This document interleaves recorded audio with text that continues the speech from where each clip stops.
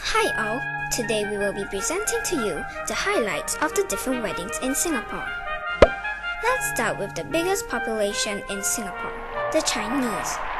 Well, before the wedding, the groom's family will visit the bride's family to formally present a marriage proposal in request for marrying the bride.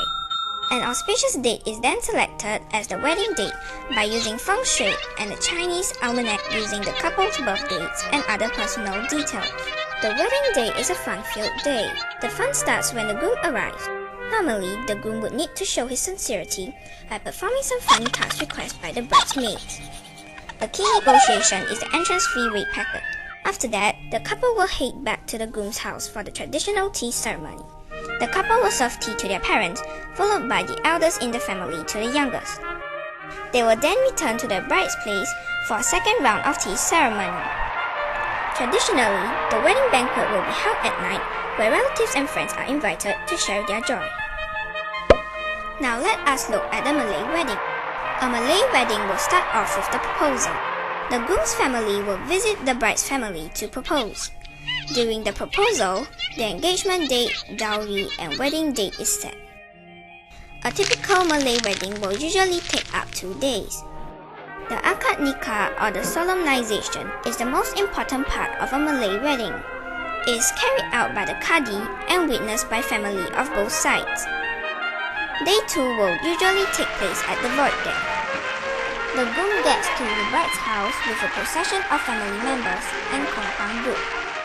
The Mak Andam will be the spokesperson for the family of the bride. Mak Andam will demand token before she lets the groom claim his bride. Guests are treated to a meal of biryani and other dishes. Before leaving, the guests will present the couple with a small token, usually money. The couple will then make their way to the groom's place. Next is the Hindu wedding rite. A Hindu wedding ceremony commences with the arrival of the groom, followed by the bride and their family members. The wedding couple and guests are welcomed by 2 ladies who spring rose water on them and offer flowers and sandalwood paste.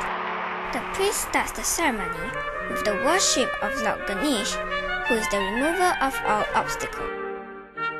A talisman in the form of a thread is placed around the wrist of the groom.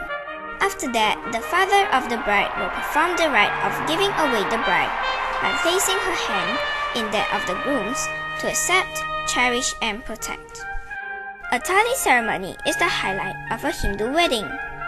After the tali is blessed by the priest and the congregation, the groom places it around the bride's neck. With the god as guide, the couple walks 7 rounds together to pledge the commitment towards the 7 goals.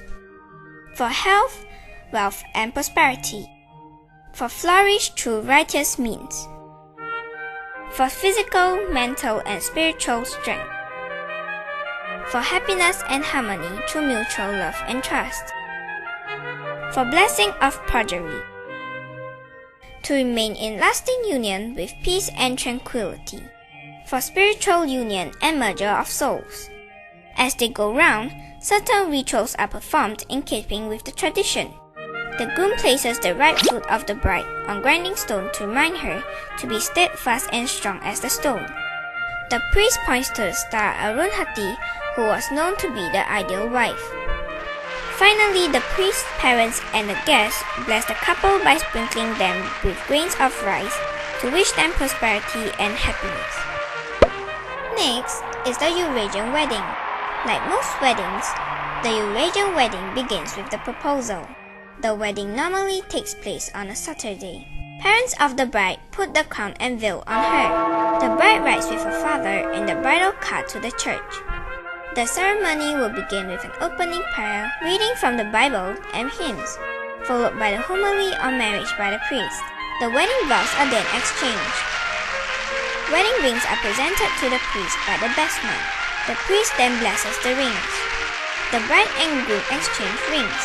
There will then be prayer and communion. Wedding pictures and group pictures are taken before the reception at the bride's home. Wow! These are the weddings of the different races in Singapore. Some may be more elaborated, while others are just simple ritual.